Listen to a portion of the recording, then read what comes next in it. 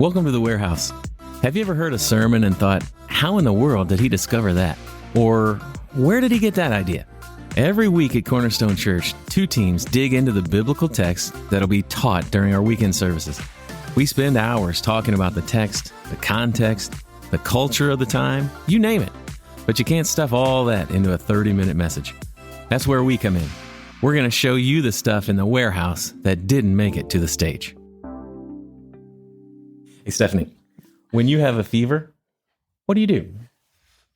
I tend to still just work or do life because I have 3 children who really don't let me rest. But Rylan, I will say, my oldest, who's 13, she will take care of things while I'm sick. Nice. So if you have her there to take care of things, what do you do? Lay on the couch and watch my kids. You lay on the couch and watch your kids when you're sick? Yeah, because I still want to see them. I like to watch them play or watch them laugh whenever something funny happens. Yeah. They're Do you have a specific blanket for when you're not feeling well? No, I use all of the blankets. All of them. And then just put them all back. Don't wash them. I'm joking. Yeah. You just keep it in the chest until next time. What foods, when you're not feeling well, do you have foods that you crave? My mom will still make me chicken noodle soup. Homemade? Yeah. Oh. Small noodles, big noodles. She does the egg noodles. Yep. That's the way. That is the surest evidence that something's homemade. The egg noodle. I like a good egg noodle. Nathan, when you got a favor. Can I ask do me you this favor? When you have a fever, what do you need? I need more cowbell. Yes. I don't get it. I don't know how Stephanie has avoided this. I'm sure Parker knows what we're talking about, right? Is that meaning like you're... Parker doesn't know either. The greatest skit in SNL history, and you guys just are unaware.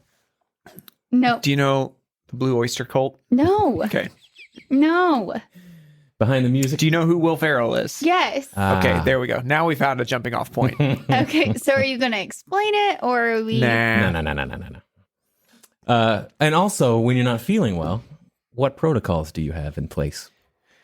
You know, my wife will end up watching all of the children, and I will just sleep a whole lot.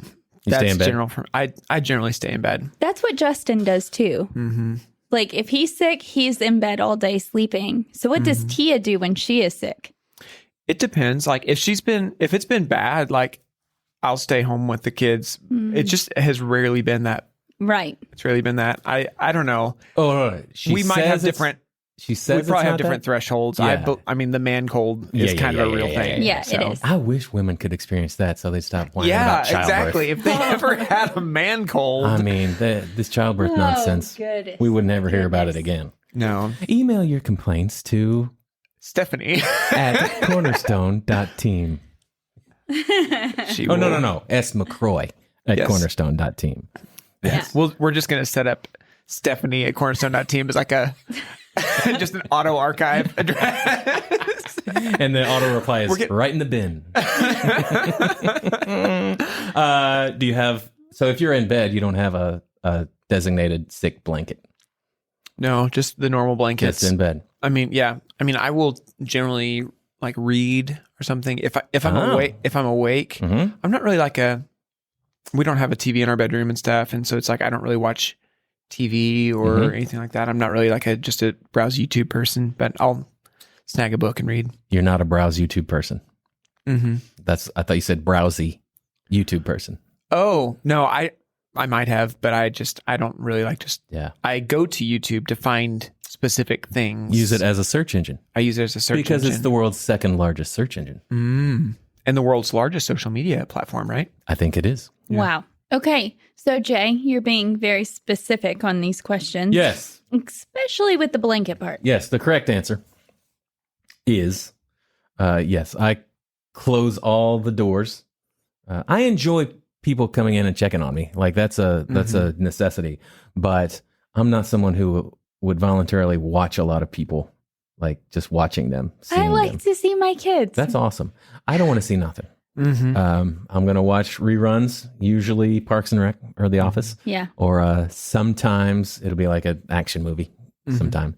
but I'm in. I've got an old school, not quilt, but almost like you'd put it on the top of a bed, but it doesn't have the weight of a quilt, but it's like royal blue on one side and red on the other, and that's my blanket. And do you whenever you start feeling better, you switch it from the red side to the blue side? Blue to red. Okay. Blue to red. Blue is I'm down. I need to rest. Red is hey, I'm feeling better. Okay. Oh, I would think red temperature. Fever, yeah. You would think. Blue. No. Blue. No I need fever. it. I need it subdued because I'm getting well. Okay. We've been I'm talking about going- this for 5 minutes. It's impressive. Well, the first 20 seconds were dead air. Yeah. And then I don't know if do you guys listen to podcasts on a higher speed? Yes. I'm Never. generally oh, really? Yes. I listen as God intended. Wow. Okay. Au natural. Nope. 1.5. Yeah. You? It just depends on it. I've gotten to where a lot of things I'll listen 1.8 to 2. Holy cow, that's Whoa. Do you even understand what they're saying? he's just getting through those books. my seminary. Yeah, exactly. I just say I read it. It's I have no idea my seminary videos and stuff. I'll generally watch them on 2x, but my professor talks so slow. But how? Oh, well, okay. No. I still you are making these people sound like chipmunks. No, No. it doesn't raise the pitch of their voice, just the speed. It raises the pitch. Yeah. If you think Whatever. it raises the pitch, email us. Warehouse Stephanie at Cornerstone. at cornerstone.team. All right. All In that the bin. all that to say, I was sick when we had exegesis on this, and we were supposed to record that day as well. And these three graciously moved the recording. We did. That's why I actually caught the fever, because I didn't. You want to avoid it? Yeah, I didn't want to talk to these people that day. That's lies. You were so happy we moved it because I felt really nice. Yeah. you but- felt really nice. I did. Yes, it was really nice. I did feel really nice. Hey, we're going to be in Luke 23, verses 33 to 43. And as I read this thing, I was so upset I missed exegesis because, I've been talking about Alistair Begg's little story on this section of scripture 3 different times, and it's going to happen again. And we might, I might have the link that we could put on the description, because that'd be cool too. But yeah, Go to htt to Stephanie at cornerstone.team. Okay. ps : // Hey, Luke 23, 33 to 43. Nathan, what was your big idea this week? Jesus refused to save himself in order to save others, Yeah. It was Even good. though he could have. even though he could have. Stephanie? I don't have one to share this week. You do not have a big idea? Nope. Or was that your big She's idea? having a hard time finding the significance in the crucifixion of Jesus. Yeah. Not true. Not true. It's not a really big point in the church. Listen. I had something, and then I got made fun of. So Aw, Stephanie. So now I'm not sharing it. Wait. What was it? But wait, let's remember. Nope. Let's remember, though. Aw, I we was not promised there. not to make fun of you. Yeah, okay. Wink, wink. I was not there. So No, I, Yeah, It's- Jay it's- wouldn't have. He would have defended you. No, he wouldn't. Yeah, he shows that chivalry's Yeah. alive and well. yeah, I'm very Okay. chivalrous. All right. So was let's move your- on to context. No, what was your big idea? No, not saying it. Seriously. Context. All right. My big idea, when Jesus invites us, no one can bar us. Bar us Bar. Or ban. I like Okay. bar. Bar. takes me back to the old days. When you were in law school, studying for it. No, whenever we would bar people from the bar. Oh, Yeah. Yeah. Nice. But if Jesus invites, no one can do it. no one can. Okay. I had a big idea. Let's hear yours. I'm very proud of you for doing one in such Thank you. short timing. How did you get... Oh, yeah. Context. What context do we need? We're in Luke today. We've been in John the last couple weeks, and we will be again next week. So what do we need? Luke 23. What Stephanie kind of had context? great context. Bring it. I had that it's written by Luke. The known as- doctor? Yes. My brain is not functioning yet. Why was it written? To confirm the teachings explain God's plan involving Israel's rejection and Gentile inclusion, clarify the timing of Jesus' return, and reassure against any earthly powers like Rome. and the audience. So both Luke and Acts are addressed to Theophilus, about whom nothing more is known. So we don't know who he is. We just know that like the broader audience consistently was Gentile Christians like Theophilus who had already been taught. And we see that in Luke 1:4. Mm-hmm. Some people have posited that Theophilus, I mean, it means God lover.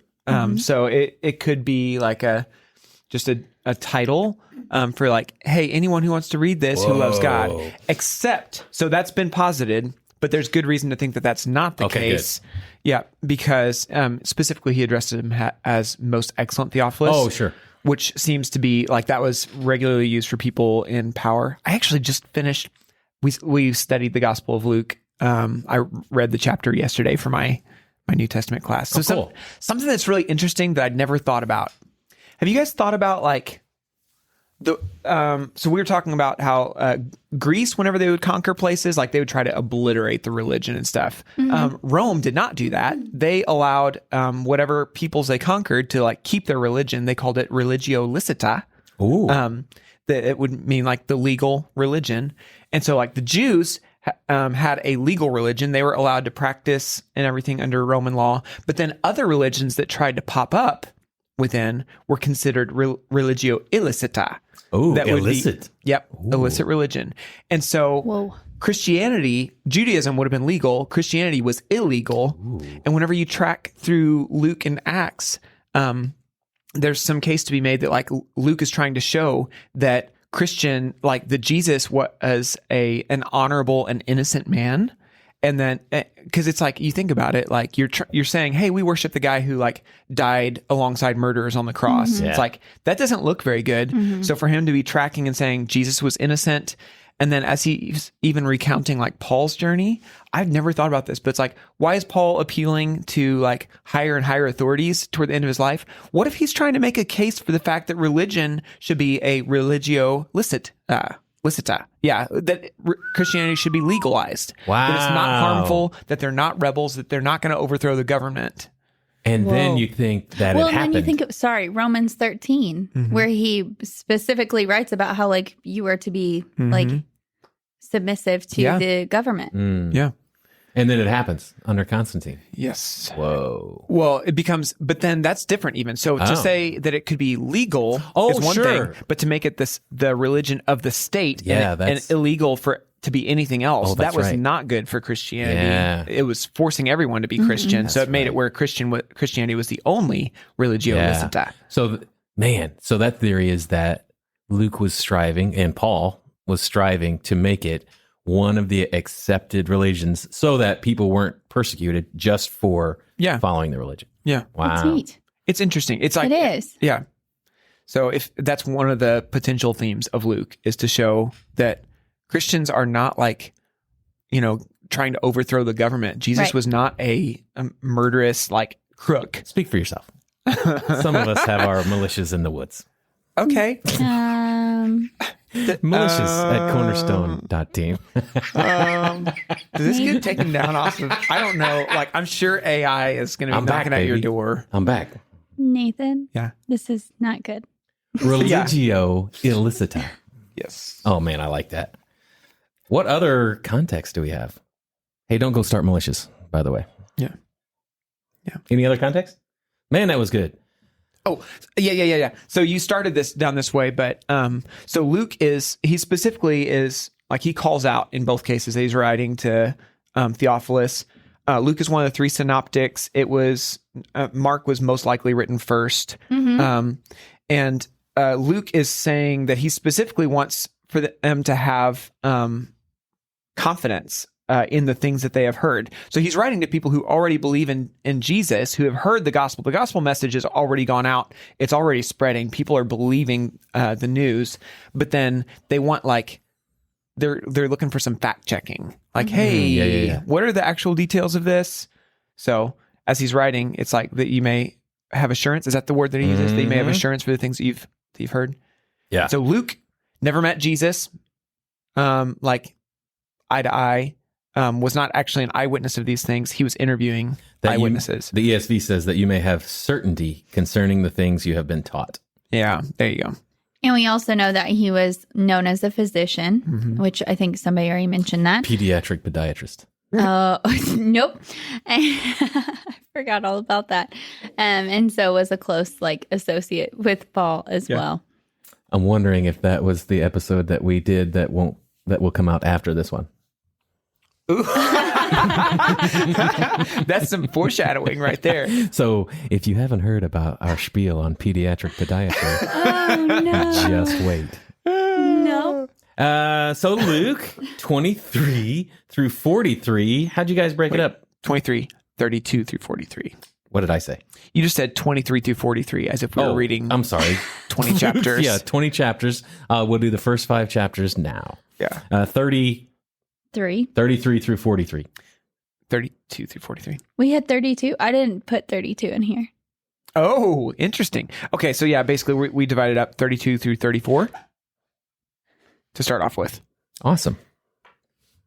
Very nice. Yes, because I don't have 32 because the spreadsheet said 33. Well, maybe I was wrong then. If you guys are both right, then I was definitely wrong. Huh. How about 33 and 34? But if it's to read it? If 32 is wrong, I don't want to be right. Somebody may have released what's the gas at the dentist's Laughing office? gas? No. Nitrous oxide? Yeah, somebody may have released some in the room. Yeah. Or it's because we're recording before lunch. We have some energy.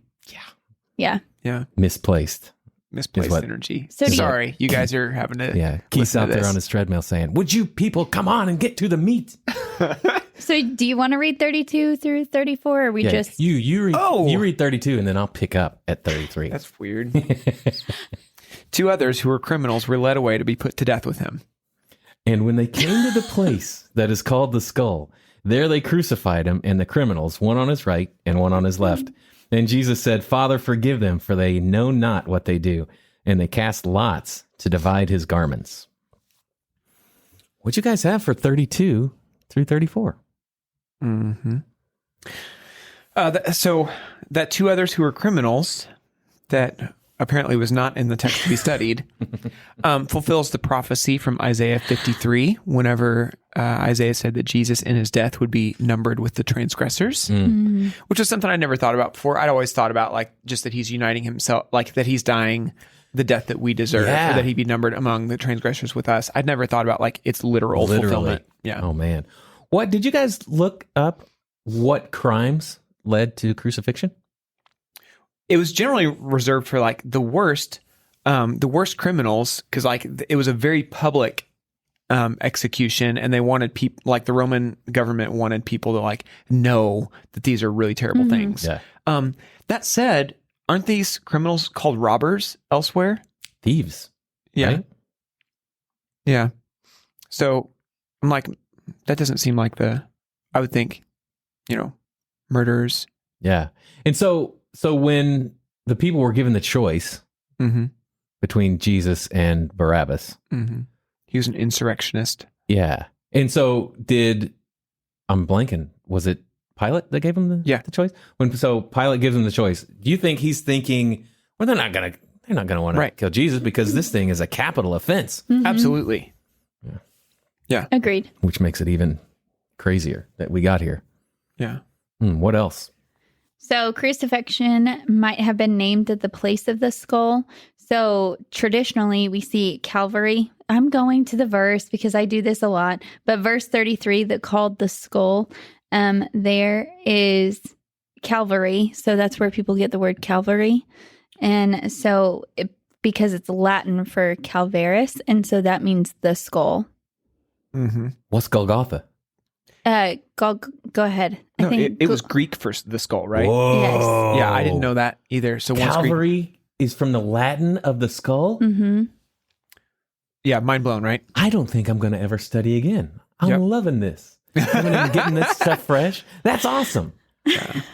Yeah. Oh, man. So Calvary is a Latin for the Greek, Golgotha for the English. Place of the skull or just the skull? The skull. The skull. Wow. Yeah, so think about all of the songs that we sing that has Calvary, and we switched it to the skull. Whoa.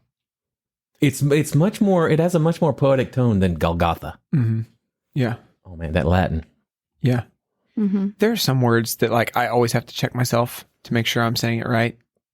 Did I say it Cavalry right? versus cavalry. Cavalry, No, yeah. you said it right, but Oh. like I always have to. I'm like, which cavalry is? When I try to say cavalry, I have to make sure Well- I'm saying cavalry right. yeah, Yeah. And then the other one would be like, that angels fall prostrate before the Lord for obvious reasons.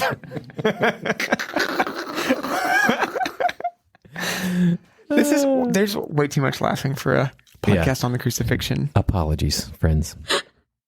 What else? 32 through 34.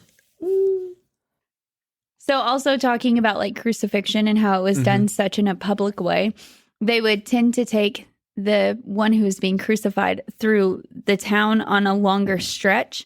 So then they really could be taunted and mocked and made fun of. I guess all of that means the same words, but like on their way up there, they wanted to basically point at them and be like, don't be like these people. And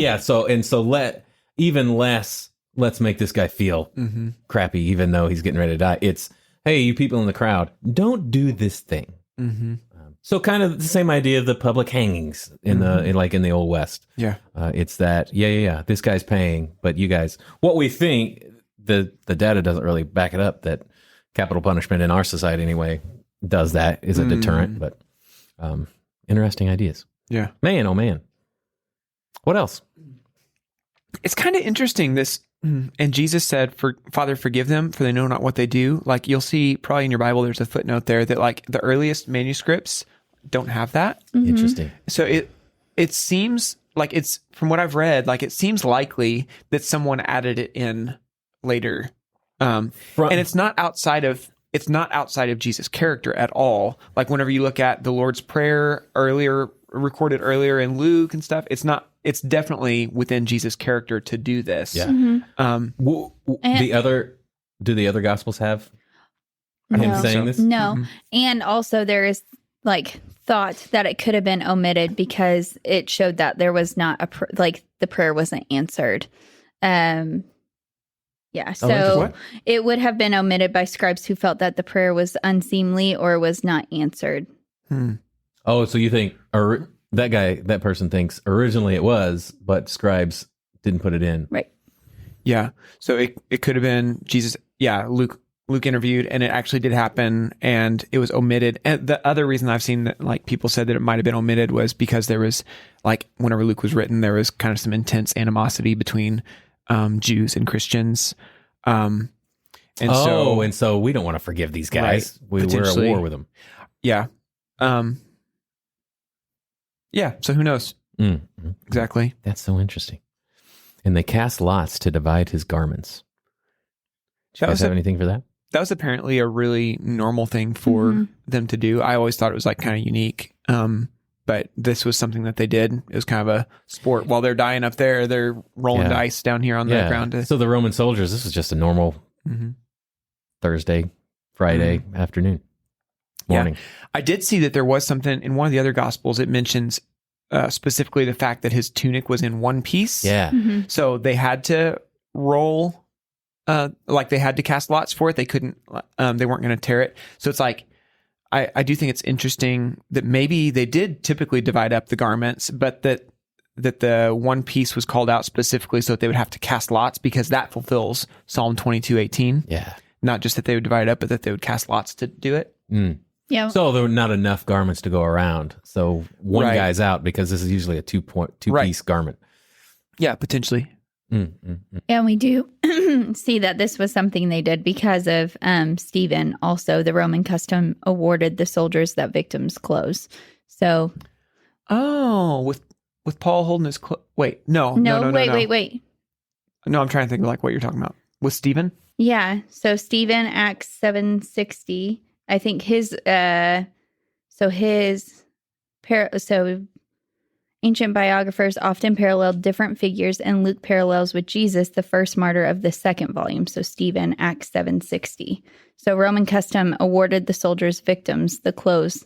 People in iniquity made many decisions by means of casting lots. Is that part paralleled, or I thought that just referred to the fact that like So another reason that people insert that they were saying that this Father forgive them for they know not what they do. That is what Stephen says at his death. So nope, I'm just ignore what I said.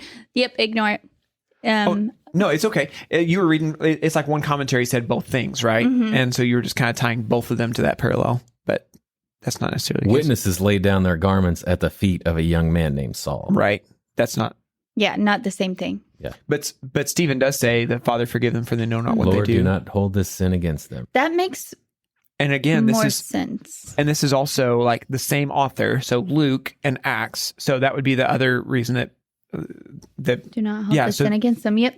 It'd be so it's also possible that like as people were transcribing it, that they take what Stephen said and put it in Jesus' mouth, because it's like it's obviously a Christ-like thing for Stephen to do to offer to ask forgiveness for his brothers. That's really interesting. Yeah. Yeah, I like this coming in fresh. We should have her study the text, then record, then we study and go to exegesis. Nope. Ooh. No. Because then you guys couldn't call me out like that. But she has all the best words. Yeah. Oh, yes. 32 through 34, anything else? Well, how about 35 through 38? Yeah, that's what I did. Woo! And I got really excited about that. And the people stood by watching, but the rulers scoffed at him, saying, "He saved others. Let him save himself, if he is the Christ of God, his chosen one." The soldiers also mocked him, coming up and offering him sour wine and saying, "If you are the king of the Jews, save yourself." There was also an inscription over him, "This is the King of the Jews." Oof. Mm-hmm. What do you have? What rulers are we talking about there? So, something that's interesting here. So I had always put it as that the people are mocking, but the way Luke's recording it, he specifically is separating the people stood by in verse 35, and the people stood by watching, but the rulers scoffed. And then 36, the soldiers mocked. And then, the soldiers mock, and then the criminals rail at him. So you've got the rulers, the soldiers, and the criminals are the ones mocking and jeering. So rulers, are we thinking the Jewish rulers? Mm-hmm. Mm-hmm. Yeah. Yes. I mean, I don't. I guess it could go either way. Mm. So a lot of us who grew up in church, we've heard stories, we've heard sermons of especially things about the crucifixion and what the sour wine meant and what casting lots meant. What'd you guys find about the sour wine?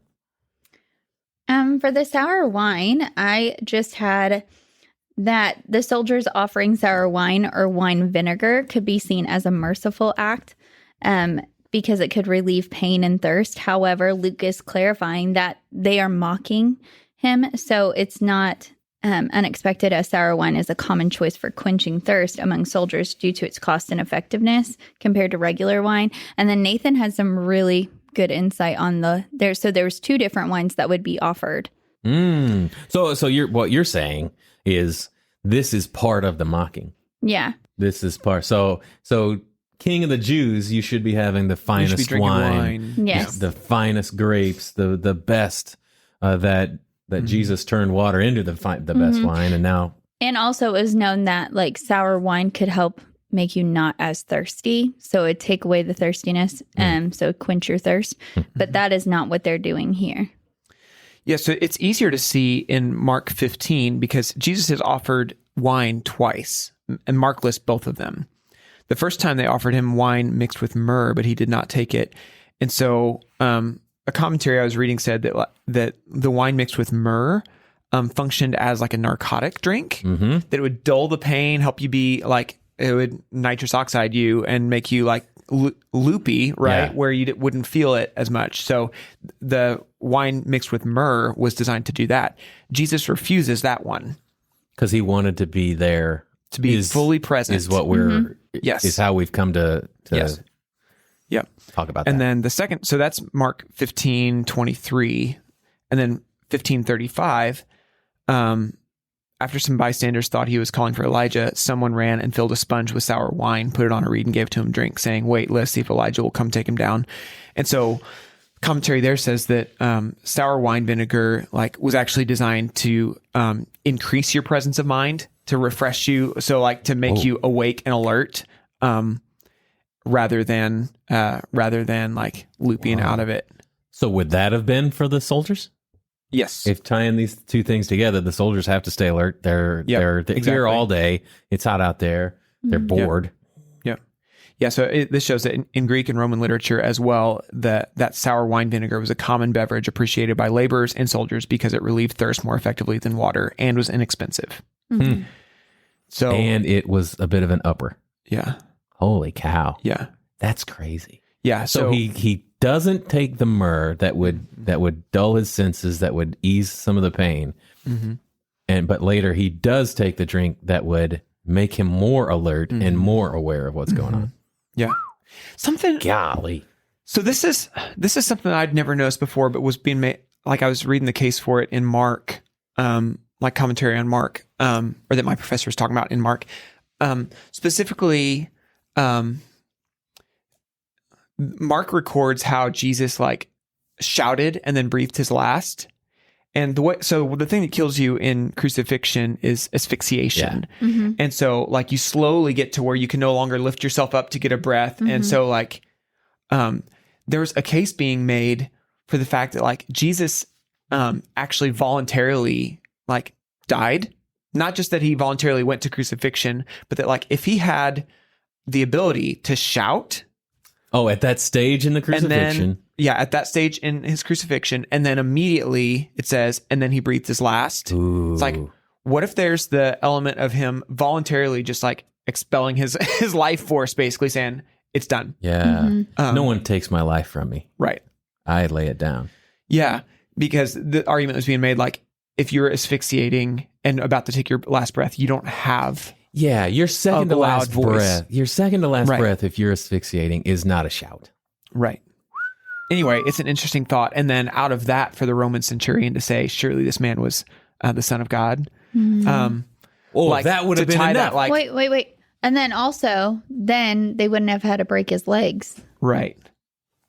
Yep. Which the Psalm says another that fulfillment. Yeah, that his... So anyway, I'd never thought about that, but like to show that up until the very end, like Jesus was in control. Mm-hmm. Yeah. That's and so really cool. that he wouldn't take the wine mixed with myrrh that would put him out of control and like make him under the influence. But he did take the thing that makes him fresh, like his best version of himself while he's suffering, and then gives up his last breath voluntarily. It's like, I don't know. That's interesting. Man. Deity being displayed even his second to last breath. To the point where a Roman centurion who stands around, like that Rome was known for, like centurions would have seen death like regularly, and executions were a regular thing. And so it's not like he just has a lot of empathy for people being crucified. He's like, man, that was a pretty good dude. Yeah. Like there's something different about Jesus in that convinces him. Oh man, that's so cool. Man. What else? Anyway. I don't think I had very much. There was, so there was one little nugget that I found about the comparison for this part of where they're mocking him and saying, like, if he can save himself, let him save himself, and just the comparison between Satan in the wilderness with Jesus, like turn this rock into bread. Oh, interesting. So, one last time to try to get him to not do what he's planned to do. Right. And even though, like, throw yourself down off the temple because the angels will save you, that kind of thing. Mm-hmm. That's interesting. Oh, man. I thought that was kind of neat. Well, even here, thinking he's beaten Jesus, and even here, trying to get it to him that little bit. Mm-hmm. And then you guys can't see me twisting the knife, but we can in this audible medium. Yeah. You're twisting it really good. Thanks. Look at you. So the inscription. What did you guys look up stuff on the inscription? I had seen that. I'd always assumed that this was like a unique one-off or whatever, but like this was part of what the Romans did. That they would put the criminal charges above them. above the criminals as they're dying. And Stephanie mentioned even seeing that like they would hang it around their neck while they're walking through town. Yeah. And then So this is Steve, and he killed 7 people over the span of 2 months. Yeah. And so his sentence, he's a murderer. And so Jesus' sentence, they made even that mockery. Yeah. King of the Jews. And they put it in several languages? Yeah, it was in 3, right? Normal? Was it Greek, Latin, Hebrew? I don't know what they would have been. Aramaic, probably, Aramaic, right? I would say over, yeah. Over Hebrew? Yeah. Well, Hebrew wasn't really spoken at that point, right? Greek, Latin, Aramaic. Yeah, I'm just spitballing. I didn't. Again. And then I saw this, like, this is the King of the Jews, because Pilate, whenever they are getting frustrated because he wrote, "This is the King of the Jews," they ask him to like change it. Yeah. And he's like, "What I've written." And so I've always seen that as like an act of him just being like, "Hey, I kind of agree with you right now." But that's my... Interesting. Awesome. Anything else? 35 to 38? Oh, you're right. Hebrew, Latin, and Greek. Come on with it. High five. Wow. Interesting. Give it up. What'd you guys, 39 to 41, or did you finish it out? Well, good. You got something else? I was just going to say, so that the mockery specifically is about his inability to save himself, which I just think is it's so ironic, right? Mm-hmm. So he absolutely could have, again, he's in control until his last breath. He absolutely could have saved himself. And so this verse 35, they're scoffing him saying, "He saved others. Let him save himself." Or then one of the criminals in 39, "Are you not the Christ? Save yourself and us." And what nobody recognizes is that by not saving himself, he is saving the others. Yeah. Oh man, that's good. Well, let's jump there. What'd you guys do? 39? I just did 39 through the end. To the end. One of the criminals who were hanged next. Oh, nope. Let's try that again. 39. Did you go through the rest? 39 through the rest? 39 through 43 is what I did. One of the criminals who were hanged railed at him, saying, "Are you not the Christ? Save yourself and us." But the other rebuked him, saying, "Do you not fear God, since you're under the same sentence of condemnation? And we indeed justly, for we are receiving the due reward for our deeds. But this man has done nothing wrong." And he said, "Jesus, remember me when you come into your kingdom."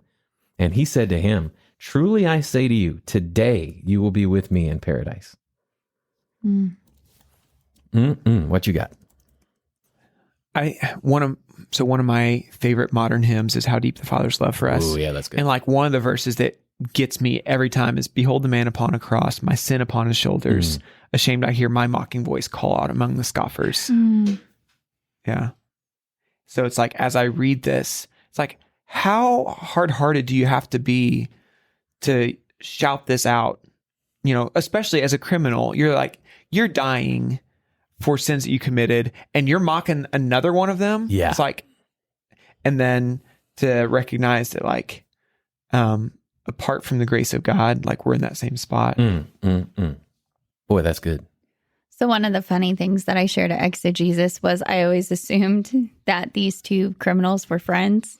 Right. Yeah, he was hanged by 2 members of the same gang. Yep. They went around. Yeah, they were partners in crime. You said about the same thing everybody else did.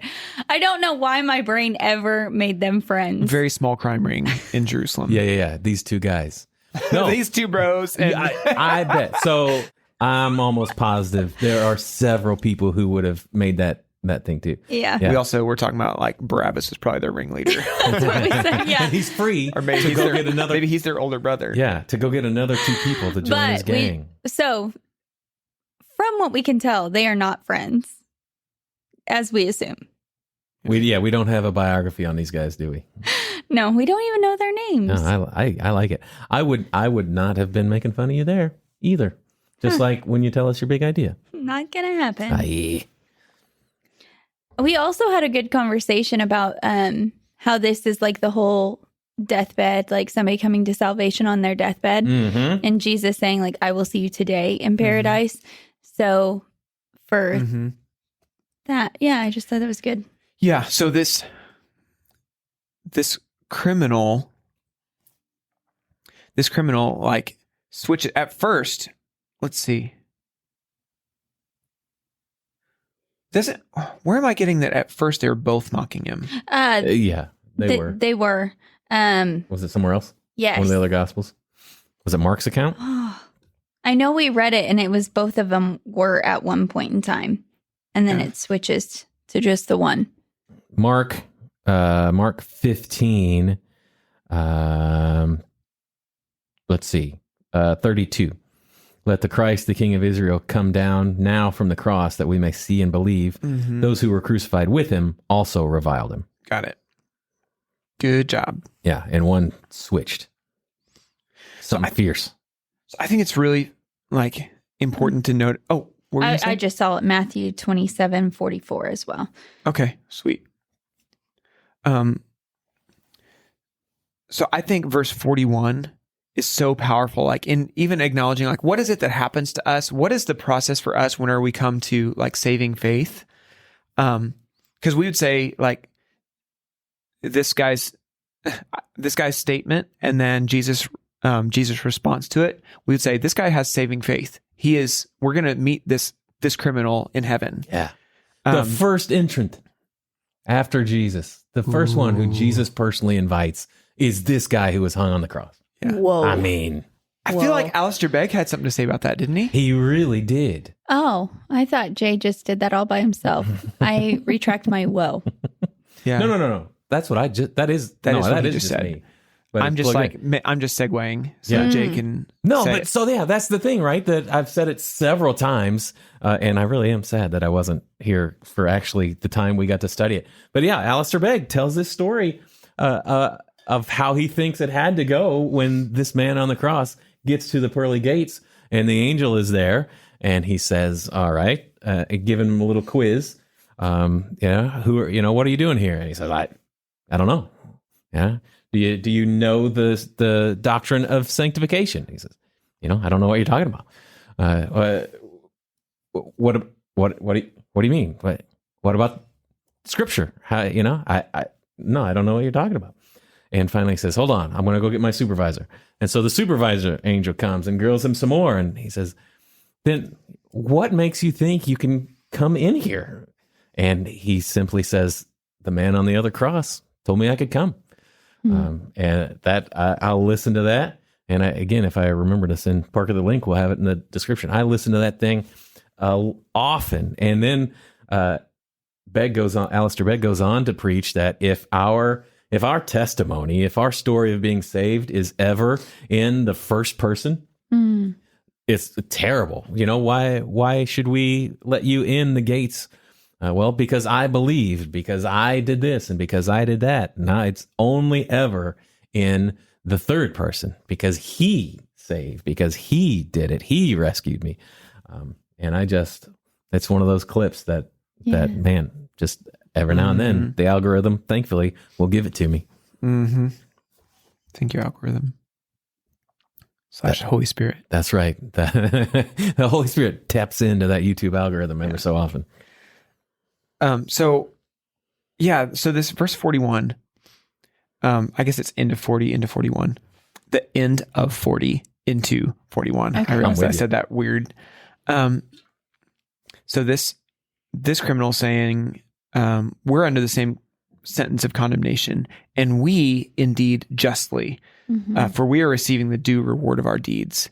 And I think that's like such an important part of the gospel message, is that we recognize that we deserve death, like that we are sinners, and that we deserve like the worst of what could come to us. But this man has done nothing wrong. And then again, he doesn't turn around and say, he has nothing to offer Jesus. He can't say, I'm going to live a life. I'm going to tell everybody about how good you were. I'm going to tell everybody I was wrong. And he's getting ready to die. Yeah, I'm going to die minutes after you. Yeah. And so he has nothing to offer Jesus, and it's a simple request of Jesus. Remember me whenever you come into your kingdom. Yeah.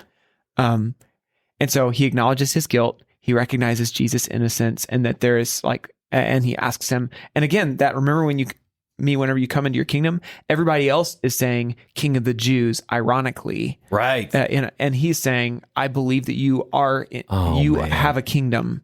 And so remember me whenever you come into it. Ooh. That's good. And it's like, I mean, obviously he's not thinking, physical kingdom because they're both getting ready to be dead. Mm-hmm. He recognizes the spiritual reality of this kingdom. Yeah. Oh man, that is so good. Mm-hmm. Yeah. You have anything else?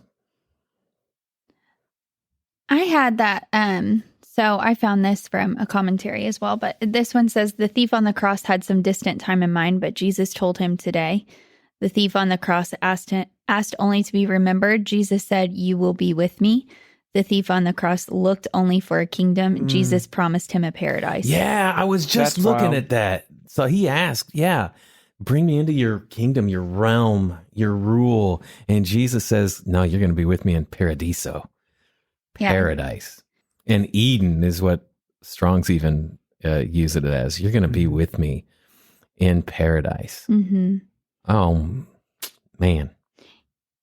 It wasn't it the Persian term? Yeah. So, paradise derived from the Persian term paradisio. Is that how you just said that? Sure. You got it. Okay. Was initially employed to the Septuagint to describe the Garden of Eden, as mentioned in Genesis 2:8. Later, it evolved into a symbol of future happiness for God's followers, as found in Isaiah 51:3. Within the context at hand, it signifies the state of joy that Jesus pledged to the repentant criminal immediately following death. Yeah, it's used here, used in 2 Corinthians 12:4, when Paul says that one guy was caught up, and then in Revelation 2:7, which is the paradise of God. Mm-hmm. Good stuff. It's interesting. So the timestamp on this, like I have used before to make a case for like that there's no such thing as soul sleep. So soul sleep is the idea that like, you die and then you're just kind of like unaware of time passing or whatever. Kind and of then in a coma. Yeah. Or you go to a place, a holding cell or whatever, and wait for the day of Christ's return. So I still think, I still don't think that's a great idea of what happens after we die. I think whenever you see Paul saying that to be absent from the body is to be present with Christ, whenever you see this, I think there's enough things that would make me say that we immediately go to be with Jesus. Yeah. But I will also say that you should not build that doctrine solely on this verse. That's not the point of this. The big deal is that Jesus is promising him that he's going to be with him in eternity. Whatever your today looks like, you're going to be with me, pal. Doesn't that come from 1 Thessalonians 4, though? Mm-hmm. For since we believe that Jesus died and rose again, even so, though through Jesus, God will bring those who have fallen asleep. Mm-hmm. So that's where the whole soul sleep comes from, is from Paul to Thessalonians. Yeah, and I can't talk. I generally, I was not freshened up on this doctrine to talk about it right now. So it's I may end up saying something that's not quite right. In general, I think of that those who are sleeping as being the old covenant believers, who were potentially, depending on how you think of this Abraham's bosom situation, whether that's Jesus is describing a literal reality or whether he's just accommodating their understanding of the afterlife. That's kind of how I tend to think of it, that. If there was a holding cell, it was the holding cell for Old Testament saints, right? Until Jesus could come. Yeah, but again, it's not really very clear in Scripture, so there's plenty of room. It would be opinion or conviction at the strongest. Definitely not a belief level thing. Oh, It has no effect on our belief or walking through this life. And either way, you can say with confidence that the experience for us would be as if today we're with him in paradise. Yeah. So whether our souls are asleep in the next conscious moment is there, or who knows how that. And we'll be outside of time at that point anyway. Ooh. So I don't think so.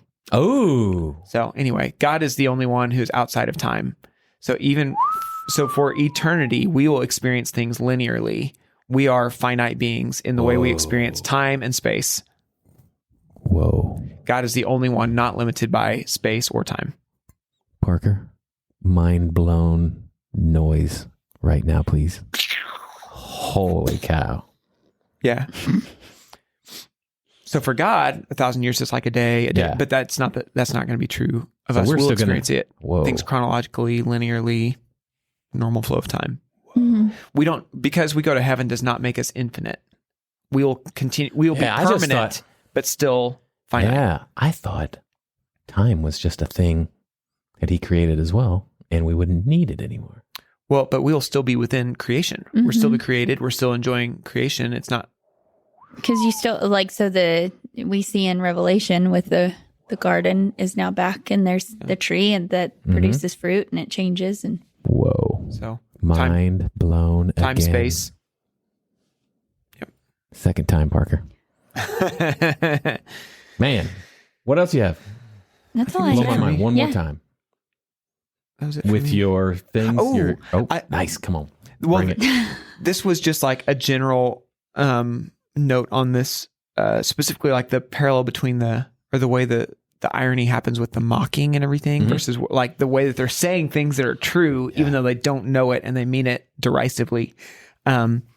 So a commentator said, the mockers assume that a savior on a cross is ridiculous, but Luke and the readers believe that God saves by a cross. And then goes on to say, king and cross may have been combined for the first time by pagans who mocked, but they were soon repeated in the earliest Christian confessions. That we have a king on the cross, that Christ died. And so like that phrasing that we see in some of the earliest Christ hymns, I think 1 Corinthians 15 mentioned like Christ died is the simplest, explanation of the gospel, because in Christ we have the Messiah, the promised one, the Savior, and he did it by dying. Shoo. You know that song when you hear really good jazz, or that face you make when you hear really good jazz? Yeah. I was doing that all throughout you talking about that. Yeah. Just woo, Stank face. stanky truth. Mm. Come on. Oh, new podcast name. Ooh, merch. Yes, stanky truth. Just that with was your good. sneering face on it. Yeah, our king used a cross. Yeah. Woo! Come on. What are you guys excited to hear? All of this. Yeah, All this. he's not leaving any of this out, I bet. Yeah. That whole hour and a half meeting. Plus a 54-minute That's right. podcast. He's going to add this. He's going to play the Alistair Begg clip. Yep. It's gonna do it all. Yep. That 10-minute clip from The Chosen That's that right. he had to pull out last week. Yep. What are you excited to hear, Stephanie? Yep. Yay. I think so. Not being there. And so was I gone the day for communicator meeting too? Was it this one that he had that for? Okay. So he hasn't had that. So he might pull one in, but he probably won't. I'm really excited to see how he connects this to us and leadership. Ooh. And Yeah. I've really enjoyed that a lot lately, is how he's taking this and then putting it with leadership. And it's like, oh yeah, that's really good. Yeah.